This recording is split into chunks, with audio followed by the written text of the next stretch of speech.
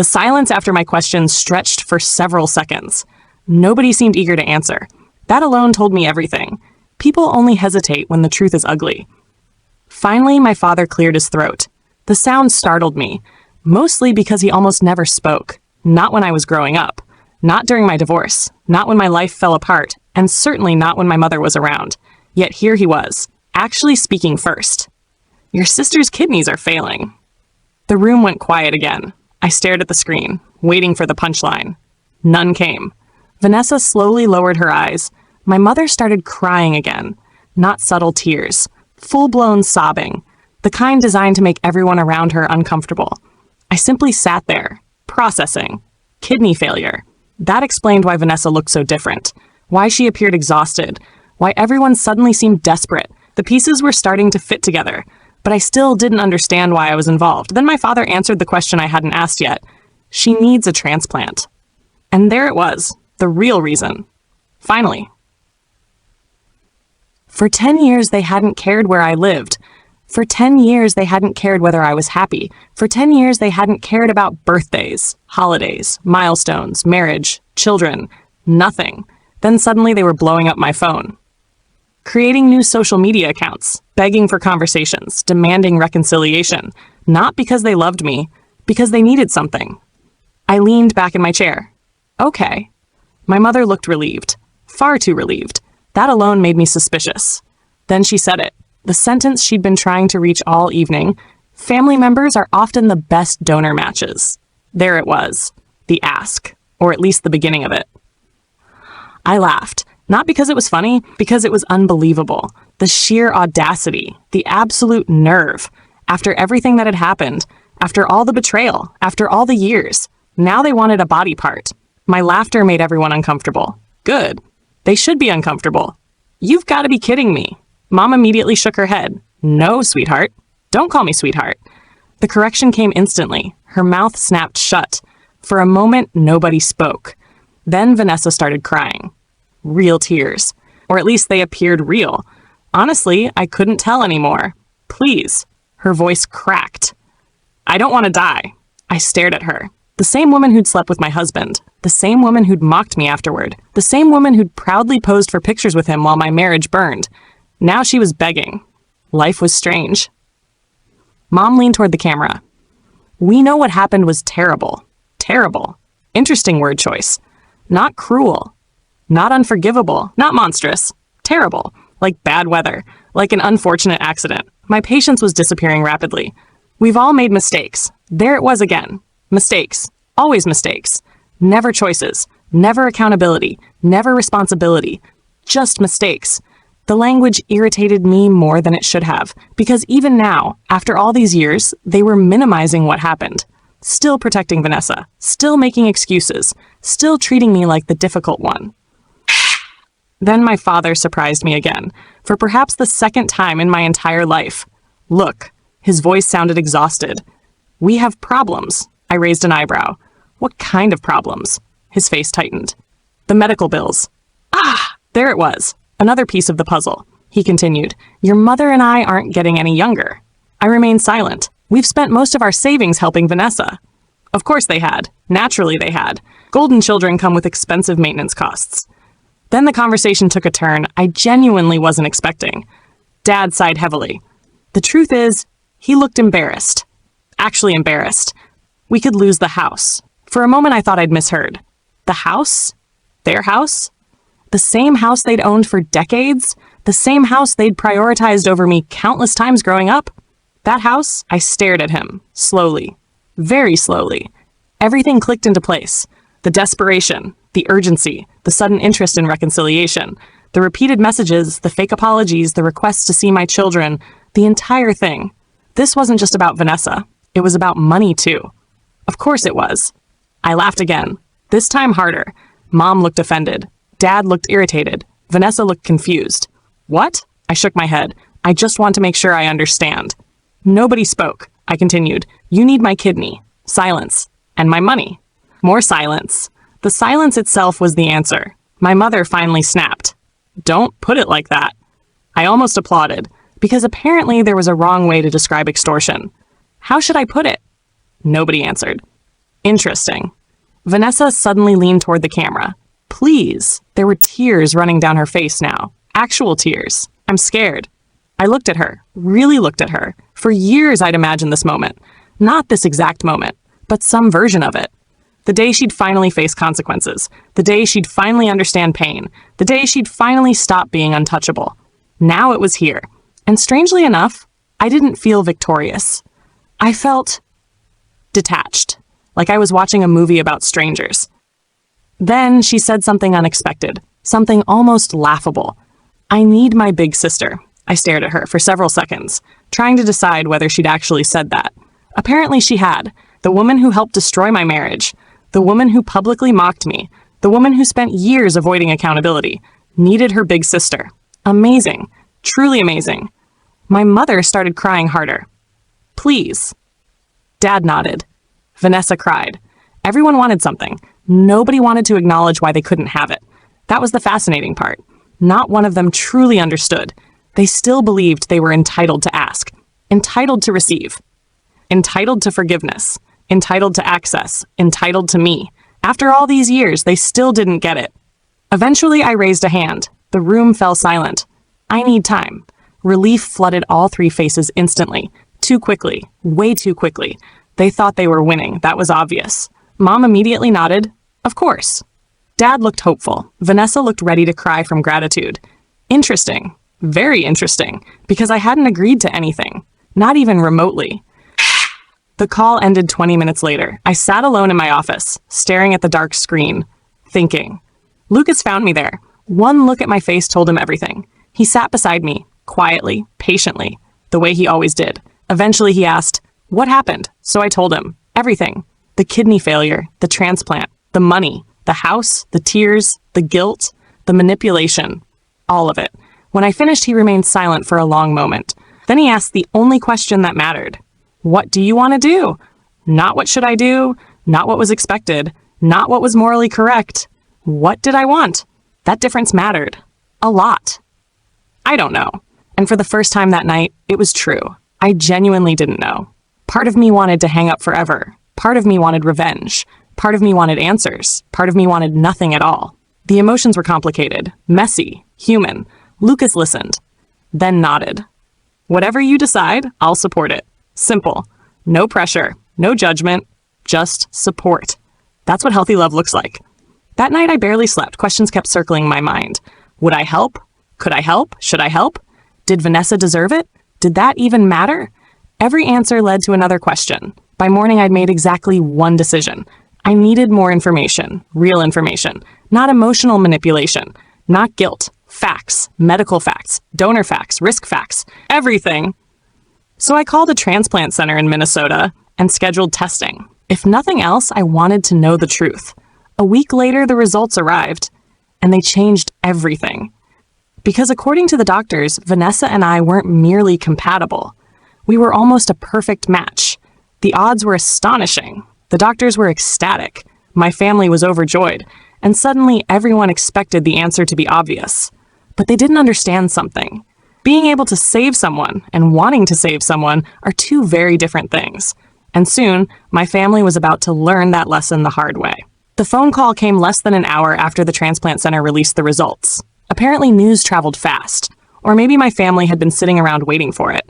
Either way, my mother's name appeared on my screen before I'd even finished processing the information myself. I let it ring. Then ring again. Then again. Eventually, curiosity won.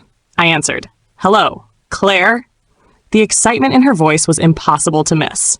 That alone irritated me, not because she sounded happy, because she sounded relieved, like a problem had just solved, like I wasn't a person, like I was a spare part. We heard. Of course they had. I hadn't told them, which meant the hospital had likely informed Vanessa's medical team, who informed her, who informed everyone else. The machine had already started moving, and apparently everyone assumed I would move with it. According to the doctors, the compatibility was remarkable, almost perfect, the kind of match transplant teams dream about. The chances of finding a better donor were incredibly small. Medically speaking, I was exactly what Vanessa needed, and that fact changed everything. Because now this wasn't theoretical. This wasn't a possibility. This was real. A real decision, a real sacrifice, a real risk. My kidney, my surgery, my recovery, my life, for her. Over the next few days, the pressure intensified. Phone calls, emails, messages, voicemails. Relatives I hadn't spoken to in over a decade suddenly became experts on forgiveness. Apparently, everyone had an opinion. Everyone except the people who would actually be going into surgery. Funny how that works. One evening, I sat on the back patio while Lucas grilled dinner. The boys were chasing each other around the yard, laughing, screaming, living their little lives. I watched them and thought about consequences. Not punishment. Consequences. Those aren't the same thing. People often confuse them. Consequences aren't something someone does to you. They're what happens because of choices you've already made. That distinction became important. Very important. Lucas sat beside me. You've made your decision, haven't you? I looked at him, then nodded. Yeah. He didn't ask what it was, didn't try to influence me, didn't offer advice. He simply squeezed my hand. Whatever choice I made, he'd stand beside me, the same way he'd stood beside me through everything else. And somehow that made the decision easier. The next morning, I called my mother. The excitement in her voice returned immediately. We're so glad you called. I almost laughed. Not because anything was funny, because she genuinely thought this conversation was going somewhere she wanted. We need to talk. Of course, face to face. There was a pause, then relief. Actual relief. You're coming home? Home. Interesting word, but I let it slide. Yes. And just like that, the meeting was arranged. 3 days later, I landed in Missouri for the first time in more than a decade. The airport looked smaller than I remembered. The roads felt narrower. The town felt different. Or maybe I had changed, probably both. I rented a car and drove straight to the hospital. Not my parents' house. Not a restaurant. Not some family gathering. The hospital. Business first. Everything else later. Or never. Preferably never.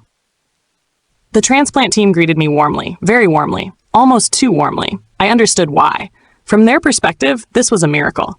A perfect donor. A desperate patient. A family reunion. A happy ending. Unfortunately, they only knew half the story.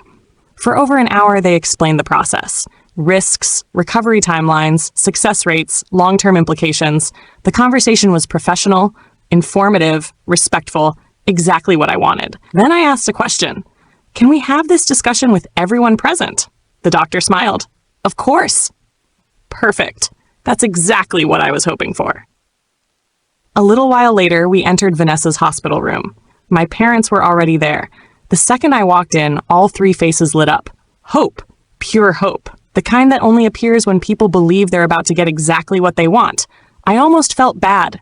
Almost. The doctor began reviewing everything again. Vanessa listened carefully. My mother cried repeatedly. My father sat quietly. The medical staff emphasized how rare the match was, how fortunate everyone was, how quickly they should move forward. The entire room felt optimistic, hopeful, triumphant, like the ending had already been written, like my role had already been assigned. Nobody seemed interested in asking whether I'd accepted that role. Eventually, the doctor finished speaking. The room grew quiet. Everyone looked at me, waiting, expecting, certain. I stood, walked across the room, and took Vanessa's hand. The reaction was immediate. My mother started crying. Again. My father looked relieved. Vanessa looked overwhelmed. For a moment, nobody spoke. I stared into her eyes. The same eyes that had looked at me across countless family dinners. The same eyes that had watched my marriage collapse. The same eyes that had shown me absolutely no mercy. Then I smiled. Not warmly, not kindly, just calmly, and I began to speak. Did you hear everything they said? Vanessa nodded. Tears rolled down her cheeks. Yes. The match is that good? Another nod. The doctor answered this time. It is. I looked back at Vanessa. Interesting. Very interesting. The room waited. Complete know what that means? She swallowed. I think so. No. I shook my head. I don't think you do. Confusion appeared across several faces, including the doctor's. I continued. It means I have something you need. The room became still. Very still. Vanessa looked uncertain. My mother looked nervous. My father looked uncomfortable. Finally, I leaned slightly closer. Do you know what's funny? Nobody answered. I spent years wondering whether you'd ever understand consequences. My mother's face immediately changed. Claire, I raised a finger. She stopped talking. for perhaps the first time in her life. Then I looked back at Vanessa. I spent years wondering whether you'd ever realize that actions matter. Tears streamed down her face now. I kept going. You took my husband. Silence. You mocked me afterward. More silence. You celebrated while my life fell apart. The room felt frozen. Nobody moved. Nobody spoke. Even the medical staff looked stunned. Then I delivered the answer everyone had traveled there to hear. The answer they assumed they already knew. I'm not doing it. The words landed like a bomb. For several seconds, nobody reacted. It was as if their brains refused to process what they'd heard. Then, chaos erupted. My mother stood so quickly, her chair nearly tipped over. What? My father stared at me. Vanessa looked completely shattered. I remained calm. Very calm. Because unlike everyone else in the room, I'd already made peace with my decision. Weeks earlier. Claire, please. Vanessa's voice barely worked. I don't want to die. The sentence hung in the air. Heavy, painful, real. I believed her. She didn't want to die. Most people don't. But fear doesn't erase history, and desperation doesn't create entitlement. My mother started crying harder than I'd ever seen. Begging, pleading, promising, offering, negotiating. Everything except accountability. Everything except understanding. The same pattern she'd followed my entire life. The same pattern that created this mess in the first place. Then my father finally spoke. Really spoke. Maybe for the first time ever. We're in trouble. His voice cracked. The medical bills. I closed my eyes. There it was. Again. Money. Always money. Always something they needed. Never me. Just what I could provide. I looked around the room, at my mother, at my father, at Vanessa. Then I realized something. I felt nothing. No rage. No hatred. No desire for revenge. Nothing. The opposite of love isn't hate. It's indifference. And after all these years, indifference had finally arrived. I stepped toward the door. Nobody tried to stop me. Maybe they finally understood. Maybe they were too shocked. Maybe it didn't matter. Before leaving, I turned back one final time. There was a time when I would have done anything for this family. Silence. You made sure that person no longer exists. No one had an answer for that. Because there wasn't one. I walked out. Past the nurses. Past the waiting rooms. Past the elevators. Past every piece of my old life. And this time, I didn't look back. Not once. A few hours later, I boarded a flight home. My real home. Where Lucas was waiting. Where my children were waiting. Where people loved me because they loved me, not because they needed something. As the plane climbed into the clouds, my phone buzzed repeatedly. Messages, calls, voicemails. I deleted everyone without listening. Then I turned the phone off, for good measure. When I landed, Lucas and the boys were waiting at the airport. The second my youngest spotted me, he sprinted across the terminal. I scooped him into my arms. My older son followed. Then Lucas wrapped all of us in a hug. And suddenly the weight I'd been carrying disappeared. Not completely. Maybe it never would. But enough. Enough to breathe. Enough to smile. Enough to know I'd made the right choice for myself. Some people would probably judge me. Some would call me cruel. Others would call me selfish. That's fine. They're entitled to their opinions, just like I was entitled to my decision. Because forgiveness is a gift, not an obligation. And family is a privilege, not a right. My former family spent years treating both as guarantees. In the end, they discovered neither was owed. And as I walked out of the airport surrounded by the people who truly mattered, I realized something unexpected. For the first time in over 20 years, I was completely free.